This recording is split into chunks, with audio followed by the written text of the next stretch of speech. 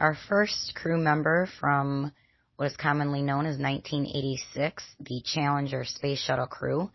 We've brought in Allison Onizuka's photograph from back then, what is commonly known as 1986, and we've layered it with his alleged twin brother Claude's photograph, taken about the time of 2012, what's commonly known as 2012. So we've layered those two photographs, one on top of the other in Photoshop, and no other editing was done to the photographs other than that. And what you're going to do, if you want to do this on your own, you just slide the opacity bar, which is located right over here. And when the photographs are layered one on top of the other, when you slide the opacity bar up, what you're doing is bringing the photograph that is below it through so that you can see it through the photograph that is beneath it, or on top of it, excuse me. So in other words, it is the best way I have found to find out whether or not facial features match exactly. As I'm pulling the photographs apart, it gives you another way to look at things like very distinctive lines around the eyes that even in identical twins, we expect that the face will match very, very closely.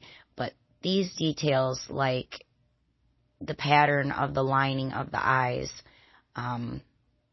everything else is a match, as we can see as we bring the photographs back together. But those are the kinds of identifying features that you're going to look for when you're doing any photo comparison analysis like this one. We're going to give this the benefit of the doubt that he does claim to have an identical twin brother, so we would expect that their faces to be nearly identical.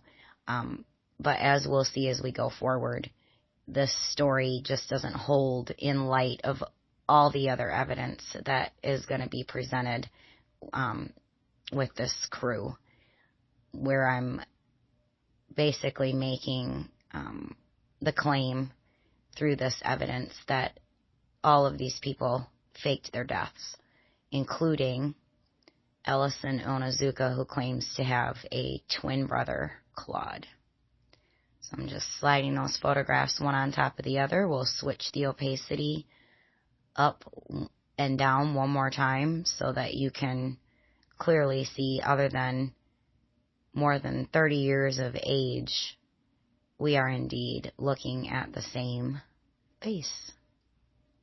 So that is Claude Onizuka going back in time, what is commonly known as 1986, to Allison Onizuka, pictured here.